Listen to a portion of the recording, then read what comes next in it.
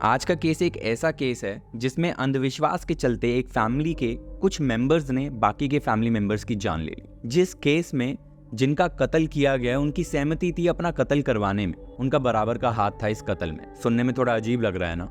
ये अंधविश्वास की कहानियां होती कुछ ऐसी हैं जो हमारी समझ से बाहर होती हैं, नॉर्मल इंसानों की समझ से बाहर होती हैं। ये इंसान क्या अंधविश्वास पालते हैं अपने दिमाग में, कैसे अपनी जिंदगी जीते हैं, मुझे तो समझ नहीं आता। थोड़े टाइम पहले हमारी दिल्ली में भी एक ऐसा ही केस आया था, बुराड़ी केस, जहां पर अंधविश्वास के चलते फैमिली के कुछ मेंबर्स, क्या पूरी फैमिली ने अपनी जान गंवा दी थी। लेकिन ये जो अंधविश्वास की कहानी है, जब आप ये सुनेंगे, ये बुराड़ी केस जो है ये भी छोटा लगने लगेगा उसके सामने। तो चलिए देरी ना करते हुए इस कहानी को शुरू करते हैं। मेरा नाम है लकी और आप देख रहे हैं मेरे चैनल कहानी थ्रिल पॉट पर कुछ ऐसी कहानियों के episode number 8, the art of killing.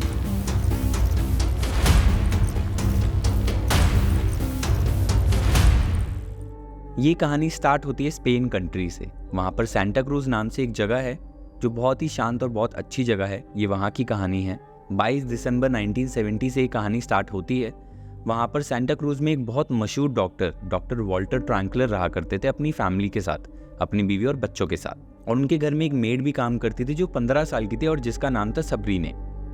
अब 22 दिसंबर वाले दिन वॉल्टर ट्रैंकलर अपने घर पर ही होते हैं और अपना बुक्स वगैरह पढ़ रहे होते हैं। एकदम से उनके घर की घंटी बजती है। अब वो कहते हैं कि मैं खुद ही दरवाज़ा खोल लेता हूँ, क्योंकि जो मेड थी वो किचन में काम कर रही थी और उनकी बीवी बच्चे कहीं बाहर गए हुए थे। तो वो जाकर खुद दरवाज़ा खोलते हैं और दरवाज़ा खोलकर देखते हैं सामने 2 आदमी खड़े होते हैं। एक कुछ बड़ा होता है उम्र में और एक कोई छोटा होगा उम्र में। वो खड़े होते हैं और वो पूरे कीचड़ से लथपथ होते हैं। उनके कपड़ों में भी कीचड़, उनके जूतों में भी कीचड़, हाथ पे मुंह पे सारी जगह कीचड़ लगा होता है। और डॉक्टर उनको देखकर एकदम से घबरा जाता है और वो हैरान हो जाता है कि ये लोग हैं कौन, चाहते क्या हैं, यहाँ पर क्यों आए। एकदम से उनमें से जो उम्र में बड़ा होता है वो बोलता है कि मेरा नाम अलेक्जेंडर है, इसका नाम फ्रैंक है, और हमारी घर की जो फैमिली मेम्बर की एक बंदी है सबरीने, मेरी बेटी और इसकी बहन, वो आपके यहाँ पर काम करती है, मुझसे मिलने आए हैं, बात करने आए हैं। तो इतने में डॉक्टर सबरीने को आवाज़ लगाते हैं कि तुम्हारे फादर और ब्रदर तुमसे बात करने आए, तुम आ जाओ। अब डॉक्टर इस टाइम पे थोड़ा सा अंदर मन ही मन में अपने आप से सवाल पूछ रहा होता है कि इनको अंदर बुलाऊं ना बुलाऊं, क्योंकि कीचड़ वगैरह लगा हुआ है, अंदर आएंगे तो कारपेट वगैरह गंदा कर देंगे। और ये कैसे से लोग हैं, इनको सोचना चाहिए था ये किसी के घर पर आ रहे हैं, इनको कपड़े थोड़े सही पहनने चाहिए थे, ये कीचड़ वीचड़ साफ कर कर आना चाहिए था। और एकदम से वहाँ पर सबरीने आती है तो डॉक्टर साहब थोड़ा सा पीछे हो जाते हैं, बट वो थोड़ा सा अभी भी चौकन्ने हैं इस चीज़ को लेकर कि ये कौन बंदे हैं और ये एकदम से ऐसी कौन सी बात हो गई ज़रूरी कि वो अपनी बेटी जहाँ पर, जिस घर में वो काम करती है, वहाँ पर आकर बात कर रहे हैं, जो कि बहुत अटपटा सा है। उस टाइम पर ऐसे नहीं चलता था। तो डॉक्टर क्या करते हैं, वो साइड में जाकर दीवार पर ना थोड़ा सा साइड में खड़े हो जाते हैं और बातें सुनने की कोशिश करते हैं कि क्या बातें हो रही हैं, इतनी ज़रूरी क्या बात थी। अब इतने में जैसे ही डॉक्टर अगली लाइन सुनता है उसके होश उड़ जाते हैं। वो सुनता है कि सबरीने के जो फादर हैं वो सबरीने को बोलते हैं कि हम अभी थोड़ी देर पहले जस्ट तुम्हारी मम्मी और बाकी की तुम्हारी दोनों बहनों का कत्ल कर कर आ रहे हैं। डॉक्टर ये बात सुनता और वो हैरान हो जाता है। कहता है ये बंदे 3 बंदों का मर्डर कर कर यहाँ पर मेरे घर में आकर खड़े हुए हैं। डॉक्टर बहुत ज़्यादा डर जाता है कि कहीं ये मेरे ऊपर भी हमला ना कर दे। क्यों मर्डर किया, कैसे मर्डर किया, अपने फैमिली मेंबर्स का, अपनी बीवी का और अपनी 2 बेटियों का मर्डर कर दिया। लेकिन डॉक्टर के दिमाग में एक और चीज़ थी जो उसका दिमाग ख़राब कर रही थी। वो ये था कि 15 साल की सबरीने, जिसने अभी अभी ये न्यूज़ सुनी है, मैं एक डॉक्टर, इतनी बड़ी उम्र का, इतना एक्सपीरियंस, इतना तकाजा मुझे ज़िंदगी का, ये सुनकर मैं हैरान हो गया। और ये तो इसके फैमिली मेम्बर्स हैं, अगर ये न्यूज़ सुनेगी तो इसका क्या होगा। तो जब डॉक्टर सबरीने का रिप्लाई सुनता है तो डॉक्टर खुद ही बेहोशी की हालत में चला जाता है। सबरीने आगे से बोलती है कि आपने जो भी कुछ भी किया वो सोच समझ कर किया, सब कुछ सही किया है ना, मैं आपके साथ हूँ। और वो क्या करती है, अपने फादर का हाथ लेती है और अपने गाल पर ऐसे सहलाने लगती है। डॉक्टर ये चीज़ सुनकर हैरान हो जाता है और वो कहता है कि भाई ये फैमिली कुछ पागल है और ये यहाँ पर मेरे घर में आए हुए, ये मेरे साथ भी कुछ कत्ल वगैरह कर देंगे। इससे पहले कि वो डॉक्टर अपने कमरे में भाग जाता है और वहाँ पर टेलीफोन मिलाता है पुलिस को और उनको बताता है कि भैया यहाँ पर मेरे घर में मर्डरर आए हुए हैं, उन्होंने अपनी फैमिली के 3 बंदों का मर्डर कर दिया है और वो यहाँ पर मेरे घर में आकर बैठे हैं, आप प्लीज़ जल्दी से आ जाइए। लेकिन उस टाइम तक डॉक्टर साहब अपने कमरे से बाहर नहीं आते और पूरा टाइम डरे रहते हैं कि भैया ये कभी भी आएंगे बंदे और मेरे को भी मारने की कोशिश करेंगे, कुछ लूटने की कोशिश करेंगे, कुछ तो करेंगे। तो डॉक्टर अंदर से सारे दरवाजे वगैरह बंद कर बैठ जाता है अपने आप को कि हाँ भैया मैं तो नहीं आऊँगा बाहर जब तक पुलिस ना आ जाए। थोड़ी देर बाद दरवाज़ा खटकता है और पुलिस आ जाती है। अब डॉक्टर को लगता है कि भाई पुलिस आ गई है, अभी तक तो ये सारे लोग भाग गए होंगे, अब ये खतरे से खाली है सारी जगह, मैं जल्दी से बाहर जाता हूँ। डॉक्टर बाहर जाता है, देखकर हैरान, वो तीनों के तीनों बंदे वहीं खड़े हुए हैं। अलेक्जेंडर और फ्रैंक वहीं पर ही खड़े होकर बातें कर रहे हैं और सबरीने भी वहाँ पर नॉर्मली अपना बातें कर रहे हैं। और पुलिस वाले आते हैं कि हमें यहाँ से कॉल आया था किसी का। डॉक्टर साहब बोलते हैं जी हाँ मैंने किया था कॉल। तो पुलिस वाले बोलते हैं कि हाँ आपने बताया था कि कोई मर्डर कर कर आया है यहाँ पर, कौन है वो? तो डॉक्टर बोलते हैं कि सर यही हैं जिन्होंने मर्डर किया है। तो पुलिस वाले भी हैरान हो जाते हैं कि भाई मर्डरर है, यहाँ पर घर पे खड़ा हुआ है, हम आ गए हैं, अभी भी नहीं भाग रहा है, मतलब ये तरीका क्या है? ये डॉक्टर या तो हमसे मजे ले रहा है या तो डॉक्टर से किसी ने मजे लिए हैं। तो पुलिस वाले अब डॉक्टर से बात करने की कोशिश करते हैं कि भैया हुआ क्या? तो डॉक्टर बताता है कि नहीं सर, ये मेरी जो मेड है ना, ये इसके फादर हैं, ये इसके ब्रदर हैं, ये आए थे, इन्होंने अभी अभी बोला है कि इन्होंने इसकी मदर का और इसकी बहनों का मर्डर कर दिया है, तो मैंने आपको कॉल करके जल्दी से बुला लिया। अब पुलिस वाले कहते हैं कि चलो ठीक है हम बात करते हैं इससे। तो पुलिस वाले अलेक्जेंडर की तरफ मुड़ते हैं और उससे पूछते हैं कि हाँ भाई तुमने कोई मर्डर वगैरह किया है क्या? तो वो कहते हैं कि हाँ जी, हमने अभी मैंने अपनी बीवी का और अपनी 2 बेटियों का मर्डर किया है और हम यहाँ पर आए हैं अपनी बेटी से बात करने। तो पुलिस वाले कहते हैं कि मतलब तुमने मर्डर कर दिया, ये क्या तरीका है? वो कहता है कि देखो सर, ये हमारा आपसी मामला है, ये हमारा फैमिली का मामला है, आप प्लीज़ इसमें दखल मत दीजिए तो बेहतर ही रहेगा, आप अपने काम से काम रखिए, ये हमारा फैमिली का निजी मामला है, ये रिलीजियस मामला है हमारा, तो आप इससे दूर रहिए। तो पुलिस वाले कहते हैं कि ठीक है यार, हम आपके केस में कुछ भी इंटरफेयर नहीं करेंगे, लेकिन तुमने कुछ भी जो किया है, ये मर्डर वगैरह कहाँ किया है, कहाँ है डेड बॉडीज़, कुछ तो बताओ हमें। तो बड़ी नॉर्मली अपना एड्रेस दे देते कि हाँ हम यहाँ पर रहते हैं और हमने कल यहाँ पर मर्डर किया था 21 तारीख को और वहीं पर ही डेड बॉडीज़ पड़ी हुई हैं। अब पुलिस वाले हैरान हो जाते हैं कि भैया ये बंदे हैं कैसे, मर्डर कर रहे हैं, एड्रेस दे रहे हैं, यहीं पर ही खड़े हैं, भाग नहीं रहे हैं, क्या करना क्या चाहते हैं ये? तो पुलिस वाले ये सारी इन्फॉर्मेशन नोट करते हैं और अपनी दूसरी टीम को इनके बताए गए एड्रेस पर भेजते हैं। और वहाँ पर जब पुलिस जाती है तो उनके पैरों तले ज़मीन खिसक जाती है। एक ऐसा मर्डर, एक ऐसा केस जहाँ पर अपने ही फैमिली मेंबर्स के साथ एक ऐसी हरकत कर कर आए हैं जिसको देखकर पुलिस वाले भी घबरा गए। उन्होंने भी एक ऐसा केस आज तक कभी देखा ही नहीं था। वो देखते हैं कि वहाँ पर घर में 3 लाशें, एक बाथरूम में और 2 बेडरूम में, और साथ ही साथ पूरे घर में खून ही खून भरा हुआ है, हर जगह पर, दीवार पर, ज़मीन पर, हर जगह खून ही खून है। साथ ही में जो डेड बॉडीज थी उनके पार्ट्स को काट कर, उनके इंटेस्टाइन्स वगैरह को निकाल कर उनको दीवार पर सजाया हुआ था। ये आज तक ऐसा खतरनाक और ऐसा घटिया किस्म का केस पुलिस के सामने नहीं आया था, तो पुलिस बहुत ज़्यादा घबरा गई थी। अब यहाँ तक वॉल्टर ट्रांगलर को भी इन्फॉर्मेशन आ जाती है पुलिस के थ्रू ही कि हाँ ये जो सब कुछ बोल रहे हैं ये सब कुछ सही बोल रहे हैं, इन्होंने मर्डर किया है। तो पुलिस वाले अलेक्जेंडर और फ्रैंक को अरेस्ट कर लेते हैं और उनको लेकर जाने लगते हैं। लेकिन उससे पहले वो पुलिस स्टेशन लेकर जाए, उससे पहले वो सोचते हैं कि भैया इनकी दिमागी हालत सही नहीं है, इनको मेंटल हॉस्पिटल में चेक करवाया जाए। तो पुलिस वाले लेकर जा रहे होते हैं। अब इसी के चलते जो सबरीने होती है वो बोलती है कि नहीं नहीं, मेरे को भी आप साथ में लेके जाओ, मैं क्या करूँगी, मैं इनके साथ ही रहूँगी। तो अब वो पुलिस वाले थोड़ा सा बोलते हैं कि भैया हम सबरीने को कैसे लेकर जाएँ, उसने तो कोई कत्ल किया नहीं। बट पुलिस वाले अब क्या कर सकते हैं, सबरीने को छोड़ भी नहीं सकते हैं। तो वो सबरीने को, अलेक्जेंडर को और फ्रैंक को साथ में ले जाते हैं और फ्रैंक और अलेक्जेंडर का हॉस्पिटल में ले जाकर चेकअप करवाते हैं, मेंटल हॉस्पिटल में ले जाकर। और उसके बाद रिपोर्ट्स आती हैं तो पता लगता है कि इनकी दिमागी हालत ठीक नहीं है। अब इनकी दिमागी हालत ठीक नहीं है तो पुलिस तो इनको अरेस्ट कर नहीं सकती, इनके ऊपर केस चल नहीं सकता, क्योंकि जो मेंटल पेशेंट होते हैं उनके ऊपर केस नहीं चलता, उनका पहले इलाज करवाया जाता है। तो पुलिस वाले पहले इनको इलाज करवाने के लिए मेंटल हॉस्पिटल लेकर जाते हैं और वहाँ पर इनको एडमिट करवा देते हैं। और साथ ही में जो सबरीने होती है उसको उस टाइम पर जो बच्चों का और जो महिलाओं का जो ऑर्फनेज होता है या हॉस्टल होता है वहाँ पर उसको डलवा देते हैं। तो अब ये मर्डर्स हुए क्यों, ये कैसा मर्डर था, मतलब क्या अंधविश्वास की कहानी थी इसके पीछे जिसके चलते फ्रैंक बेटे ने अपनी माँ और 2 बहनों का कत्ल कर दिया, अलेक्जेंडर अपनी बीवी और 2 बेटियों के कत्ल में शामिल साथ में। तो इसके लिए हमें जाना पड़ता है बहुत पीछे, 1800 के टाइम पे जाना पड़ता है, 1800s के टाइम पर जर्मनी में ये कहानी वहाँ से चालू होती है। वहाँ पर एक कल्ट हुआ करता था, द लॉर्बर सोसाइटी नाम से। तो इन कल्ट में क्या होता है, कुछ लोगों की कम्युनिटी होती है जिनके अपने अलग बिलीव होते हैं, अलग विश्वास होता है, अंधविश्वास रखते हैं, अलग भगवान बनाते हैं, अपनी ज़िंदगी अलग तरीके से जीते हैं, अलग रूल्स एंड रेगुलेशन से जीते हैं।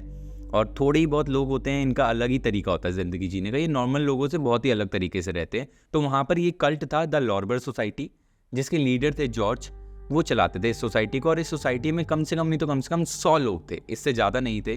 और इनका ये बिलीव था कि ये दुनिया के सबसे बेस्ट लोग हैं, ये सबसे प्योर और अच्छे लोग हैं, इनका खून अच्छा है, इनका शरीर अच्छा है, इनका दिमाग अच्छा है, और जो बाकी की जो बाहर दुनिया है ना वो घटिया है, वो बुरे लोग हैं, इनसे दूर रहना है, इनके साथ कुछ भी जो संबंध है वो हमें नहीं बनाना है। और जो हमारे जो लोग हैं कम्युनिटी के, हम सबसे बेस्ट हैं, हमारे को स्वर्ग प्राप्त होगा और बाकी के सारे लोग नर्क जाएंगे। ये इस सोसाइटी का बिलीव था। आप देख सकते हैं कितना अंधविश्वास है सोसाइटी के अंदर, कि हम 100 लोग और बाकी की पूरी दुनिया जो है वो खराब है, वो घटिया है, हम 100 ही लोग ठीक है और हम सब कुछ अपने ही 100 लोगों के बीच में रखेंगे। और ये सारे के सारे अपने लीडर को मानते थे। जो जॉर्ज थे उस टाइम के लीडर, गॉड मानते थे उनको एक तरीके से, क्योंकि जो लीडर बोलेंगे, जो गॉड बोलेंगे वही मानी जाएगी बात, वो गॉड है इनके। तो जॉर्ज के साथ अलेक्जेंडर बहुत ज़्यादा करीब रहा करते थे उस टाइम पर। और जब जॉर्ज मर गए तो उसके बाद अलेक्जेंडर ने सारा जो तामझाम था उस सोसाइटी का वो ले लिया और उस टाइम के लीडर बन गए, वो गॉड बन गए उस सोसाइटी के। तो अब जो अलेक्जेंडर बोलते थे वही सोसाइटी में माना जाता था। अब जब तक अलेक्जेंडर थे तब तक उनकी 2 बेटियां हो चुकी थी और उनकी वाइफ भी थी, लेकिन जब वो लीडर वगैरह बन गए उसके बाद उनका बेटा हुआ फ्रैंक।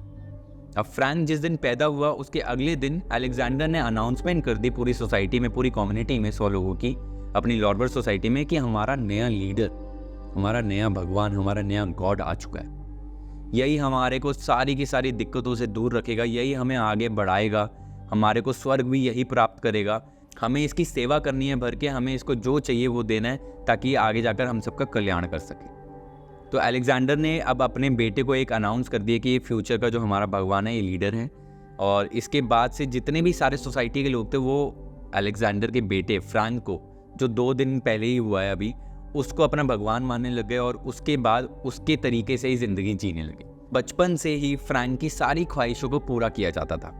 जैसी भी ख्वाहिश हो, जो भी खिलौने चाहिए, जो भी खाने का चाहिए, सब कुछ दिया जाता था। यहाँ तक कि मतलब फ्रैंक की सारी बहनों को इतना इग्नोर कर दिया जाता था, उन पर इतना ध्यान नहीं दिया जाता था। पूरी सोसाइटी बस फ्रैंक पे ध्यान देती थी। अलेक्जेंडर भी फ्रैंक पर ध्यान देते थे क्योंकि उनकी भगवान थे जो इनको स्वर्ग लेकर जाएगा। तो अब धीरे धीरे सारी की सारी सोसाइटी बस फ्रैंक की ख्वाहिशें पूरी करने में लगी रहती थी बचपन से। और धीरे धीरे टाइम बढ़ता गया, फ्रैंक बड़ा होता गया और 15 साल का हो गया।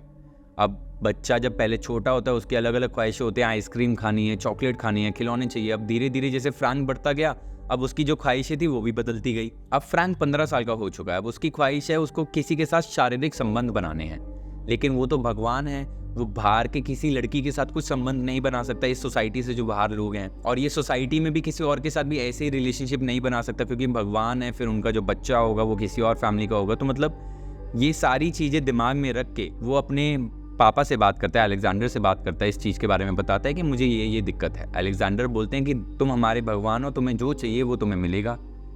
हमारे घर में 4 औरतें हैं, हमारे फैमिली मेम्बर्स हैं, मेरी बीवी और 3 बेटियां हैं। तुम्हें जिसके साथ शारीरिक संबंध बनाने हैं तुम बनाओ और ऐसे ही चलाओ, ताकि अगर बाद में बच्चा भी हो तो जो भगवान की जो रीत है हमारे घर से ही बच्चा बाहर आए। तो ये इस चीज़ को फॉलो करने के चक्कर में, इस अंधविश्वास को फॉलो करने के चक्कर में जो फैमिली की मेंबर्स हैं, जो माँ है और बाकी की बहनें, वो भी अग्री कर जाती हैं। और उसके बाद फ्रैंक जो है अपनी माँ और अपनी बहनों के साथ शारीरिक संबंध बनाता है। और इस चीज़ के बाहर आने के बाद, जैसे कि थोड़े बहुत लोगों को बात पता लगने लग जाती है, इन सारी चीज़ों से बचाने के लिए अलेक्जेंडर अपनी फैमिली को लेकर जर्मनी से स्पेन शिफ्ट हो जाता है, सेंटा क्रूज के पास ही, जहाँ से हमारी कहानी स्टार्ट होती है। अब यहाँ पर अलेक्जेंडर की फैमिली बहुत टाइम से अपना आराम से रह रही होती है और जैसे कि फ्रैंक की जो ख्वाहिशें थी वो पूरी हो रही होती हैं। वो अपनी मदर के साथ और अपनी बहनों के साथ शारीरिक संबंध भी बना रहा होता है। और उसके बाद दिन आता है 21 दिसंबर 1970 का। फ्रैंक घर में बैठा होता है, सबरीने बाहर काम पर गई होती है डॉक्टर के वहीं पर ही, क्योंकि वहाँ पर वो मेड है, और अलेक्जेंडर दूसरे कमरे में होता है।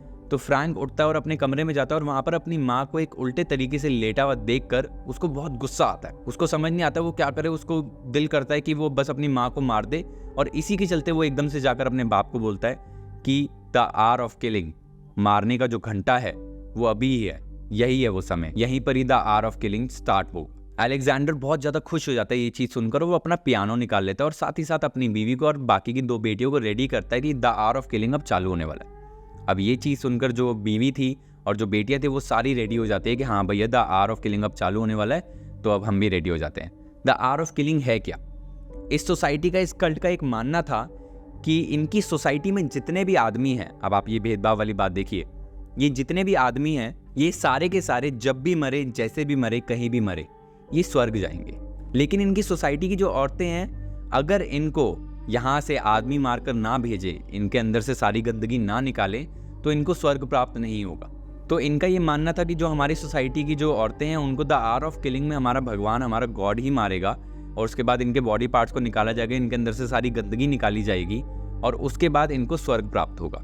जो फ्रैंक है वो अब रेडी हो जाता है अपनी माँ का आवर ऑफ किलिंग चालू करने के लिए। वो अपनी माँ को मारने के लिए बिल्कुल तैयार हो जाता है। साथ में वो अपने हैंगर लेकर आता है लोहे का, जिससे अपनी माँ को मारकर वो उनको स्वर्ग प्राप्त करवाएगा।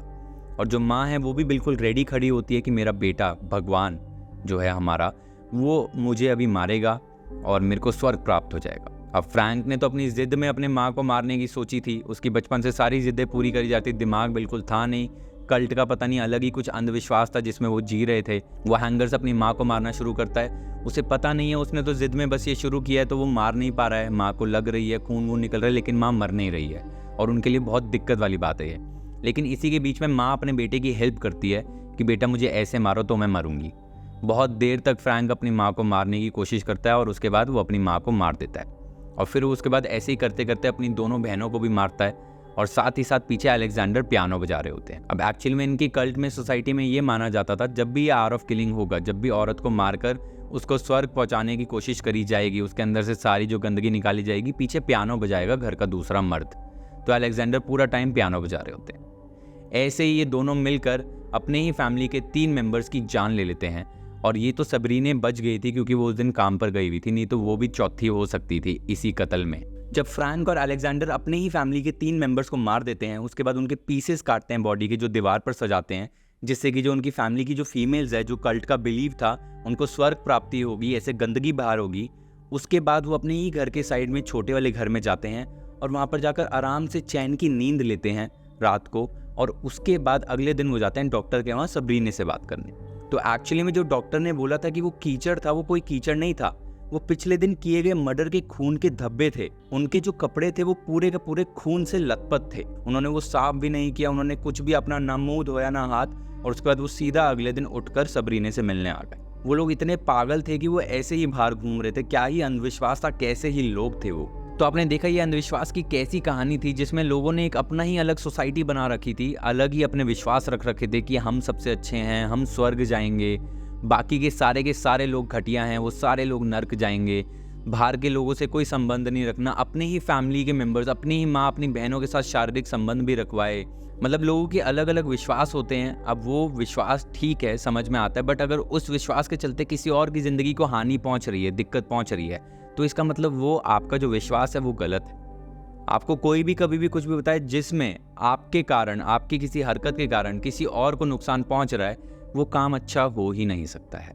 तो अगर आपको आज की कहानी अच्छी लगी हो तो कृपया मेरे चैनल को सब्सक्राइब करिए, मेरी वीडियोस को लाइक करिए, मेरे वीडियोस पे कमेंट करिए अपने व्यूज़, और साथ ही साथ अगर आप चाहते हैं कि आपकी कोई भेजी हुई कहानी मैं शेयर करूं, तो कृपया वो नीचे दी गई मेल आईडी पर वो मुझे सेंड करें। मैं ऐसे ही आपके लिए और अच्छी कहानियाँ लाता रहूँगा, जहाँ पर हम कुछ ऐसे केसेस की बात करेंगे जिससे आपकी और मेरी नहीं, पूरी दुनिया की आंखें खुलेंगी। जय गुरु जी।